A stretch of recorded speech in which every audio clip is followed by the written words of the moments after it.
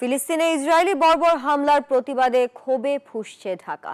মানববন্ধন ও বিক্ষোভ করেছে রাজধানীর বিভিন্ন শিক্ষা প্রতিষ্ঠানের শিক্ষার্থী সহ সাধারণ মানুষ।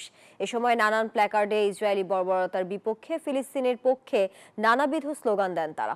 এ সময় আমেরিকার মতো যেসব দেশ এমন গণহত্যা দেখে নিশ্চুপ, তাদেরকেও বয়কট করার আহ্বান জানান তারা। জ্বলছে গাজা, মরছে নারী শিশু সহ হাজার হাজার নিরীহ মানুষ। আর এমন অবস্থায় নিশ্চুপ জাতিসংঘ ও আমেরিকা। তাই মার্কিন দূতাবাসের সামনের সড়কে বিশ্ববিদ্যালয় শিক্ষার্থীদের এমন বিক্ষোভ মিছিল। মার্কিন দূতাবাসের সামনের সড়কে অবস্থান নেয় বিভিন্ন বেসরকারি বিশ্ববিদ্যালয়ের শিক্ষার্থী সহ সাধারণ মানুষ। বলেন, মুসলিম দেশগুলোর কাপুরুষতার পরিচয় দিচ্ছে বলেই সুযোগ পাচ্ছে ইসরায়েল।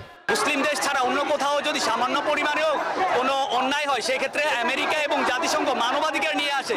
কিন্তু যখনই ফিলিস্তিন অথবা মুসলমান কোনো দেশের উপর নির্যাতন নিপীড়ন চলে, সেক্ষেত্রে তারা মানবাধিকার নিয়ে কোনো প্রশ্ন তোলে না। যে ইসলাম কান্ট্রিগুলো আছে তার প্রত্যেকটা তার জায়গা থেকে আগাচ্ছে না।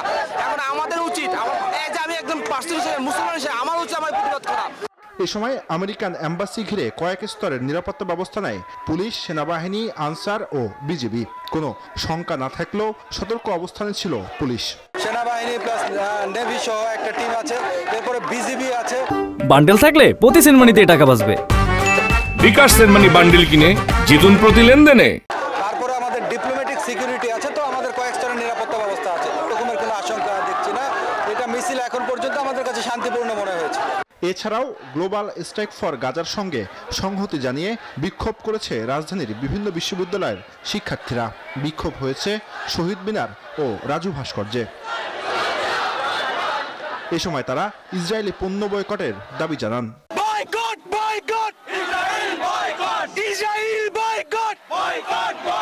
ইসরায়েলের যে বর্বরতা, সেটা থেকে যেন গাজাবাসী মুক্তি পায়, সেটাই আমরা চাই। সকাল ৯টায় বাড্ডায় ক্যাম্পাসের সামনে বিক্ষোভ করেন ব্র্যাক বিশ্ববিদ্যালয়ের শিক্ষার্থীরা। বলেন, অনতিবিলম্বে ফিলিস্তিনি হত্যা বন্ধ করতে হবে। এ সময় বাংলাদেশ সরকারকে ফিলিস্তিনের পক্ষে অবস্থান নেয়ার আহ্বান জানান তারা। মুসলিম কান্ট্রি হিসেবে ফেইল্ড হয়েছি ওদেরকে প্রোটেকশন দিতে। আমাদের ভাই বোন ওখানে মরছে। আমেরিকার মতো বড় দেশ যারা নিজেদেরকে লিবারাল বলে, নিজেদেরকে বলে ড্রিম কান্ট্রি, সেই ড্রিম কান্ট্রি কিভাবে এইরকম একটা জঘন্য কাজে সাপোর্ট করে?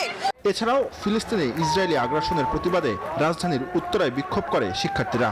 বলেন, শুধুমাত্র মুসলমান নয়, এই প্রতিবাদ যেন হয় সর্বস্তরের জনগণের।